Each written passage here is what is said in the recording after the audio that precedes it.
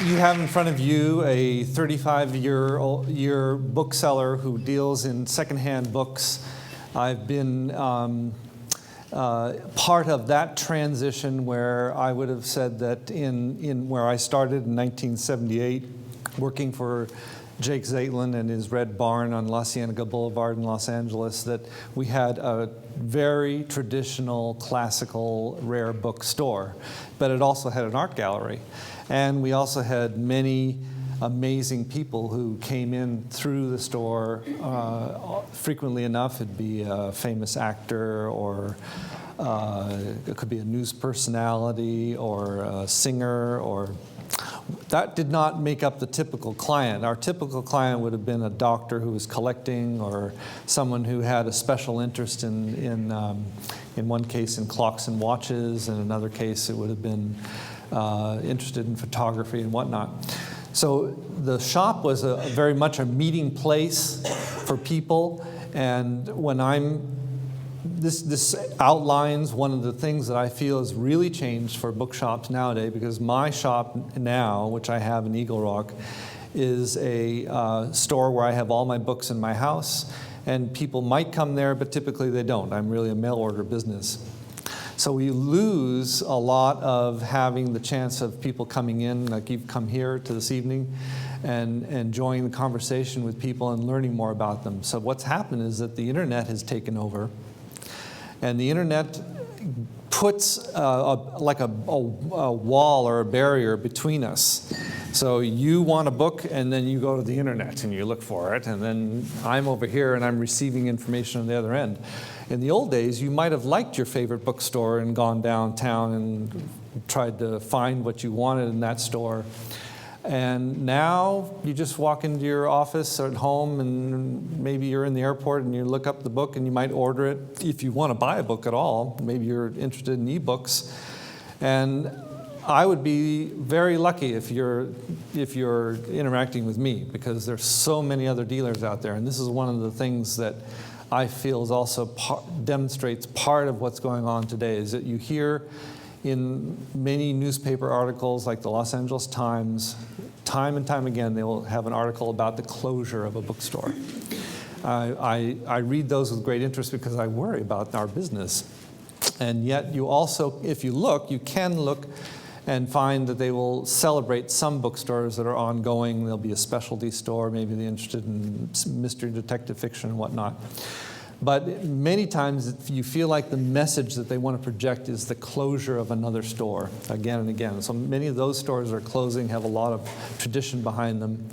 Acres of Books closed here in Long Beach. That was the subject of a long newspaper article, and you don't ever hear about them until they close. So the store has changed and evolved. I have to deal with the internet every single day. Maybe I get an order from Japan that I would never have gotten before. I'm shipping a lot of books overseas when I look at my whole year's worth of sales.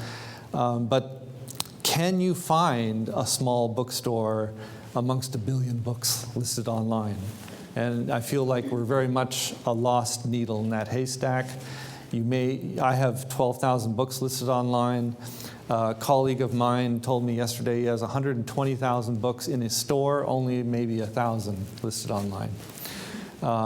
You have the great advantage now that you've never had before of finding what you want instantly, if you're lucky enough that you can locate exactly what you're looking for. I order many books that I want to read and just quickly get them. You couldn't do this before.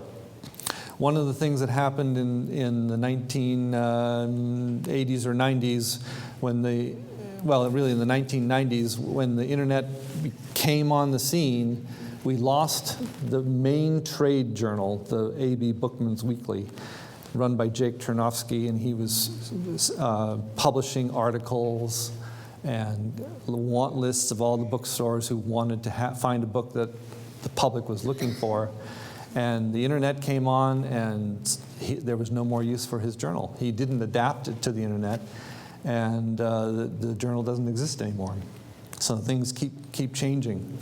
I styled my business after my employers, where I was interested in history of science, history of medicine, but I went a little bit further and really making my stock devoted to those elements, and I had a lot more of it around. And it used to be for maybe 15 years or so, I could go to another bookstore, go to a book fair, and pick out some books, add to my specialization, put it in a catalog, and try to sell it that way. And we can't do that anymore.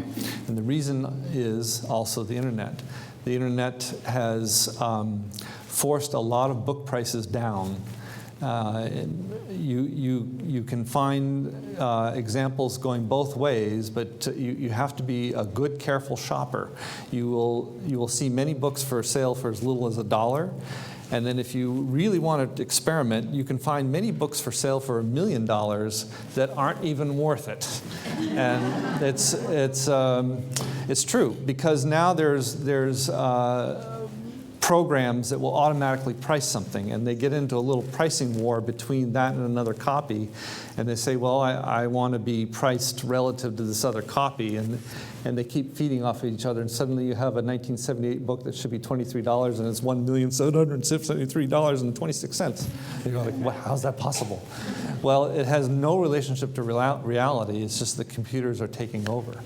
And for me as a retailer, I have a problem where a customer calls me from Louisiana, and she says, I want to sell my library, and I fly down there, meet with her, stay in her home, assess her books, and she wants me to buy X, Y, and Z on her shelf.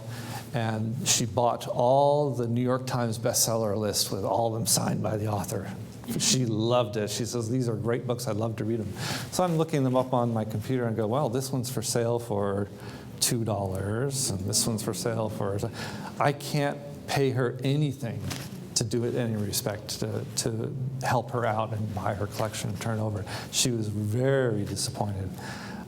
This means that the market has really changed and evolved. You can't expect the dealer to be interested in the same things you're interested in, and the prices have been plummeting down. I have many books in my stock where I've got a book for sale for $100 or $1,000, and I may have to reduce it maybe by 10 times to get it to be competitive with a copy that's for sale in today's market. But with 12,000 books in your home, you can't look them all up all the time.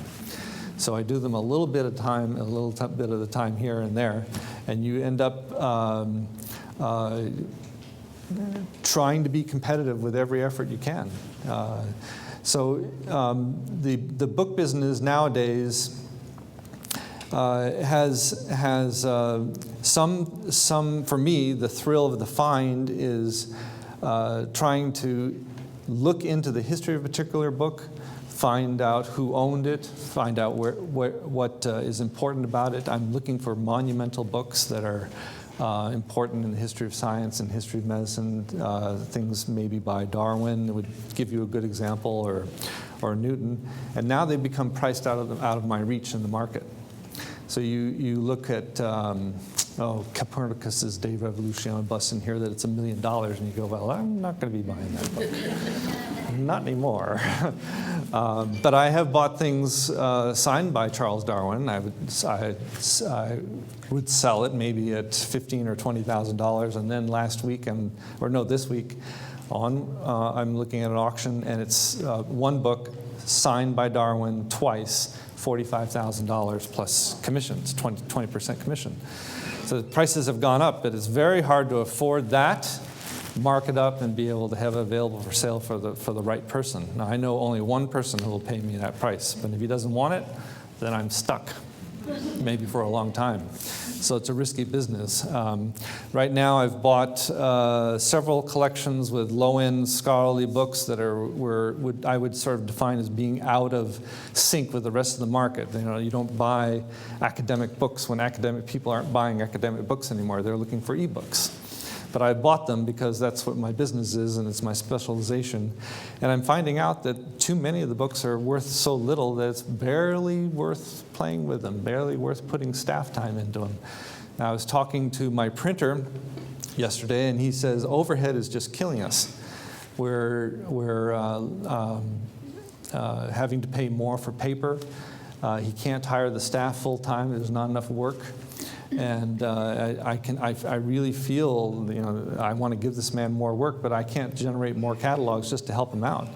My overhead is up high too, so we would all have the books cheaper, except for that our overhead is so high. So we have more problems with the book trade. So I'm painting a scenario where I see a lot of problems in the trade, but there's a lot of wonderful things too. And I think when I think of the last 2 books I just wrote, published in the last 4 years, I had a field day on the internet. I could find more information than ever before. I feel like as a scholar I could look and find things that I could never have found otherwise.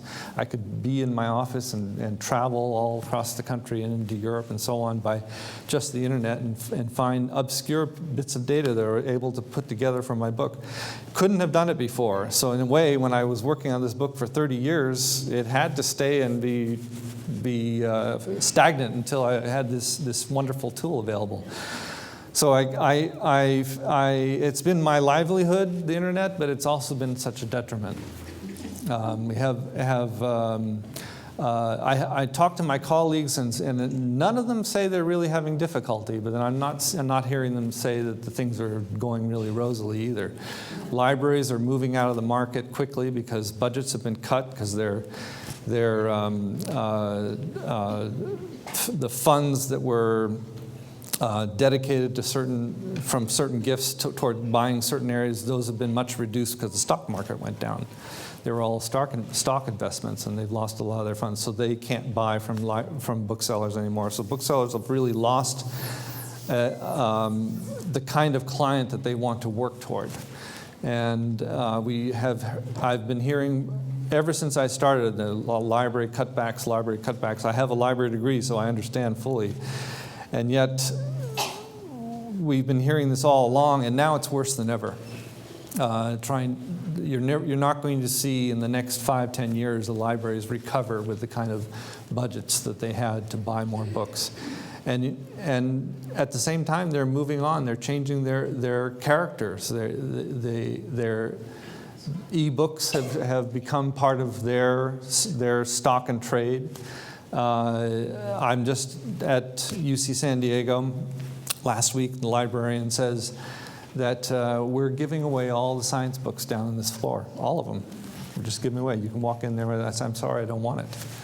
But they have turned over everything that was in those books to e-books, and that's what the staff wants. That also means that I can't sell them that same thing anymore. So that's part of my market is to try to sell to the library market, which means I have to rely more and more on the private collector and researcher, and since things have changed and prices are going down, it means you just have to keep working harder. There's just more avenues to find things for sale in different formats, and you hope that they're interested in your format as you have it.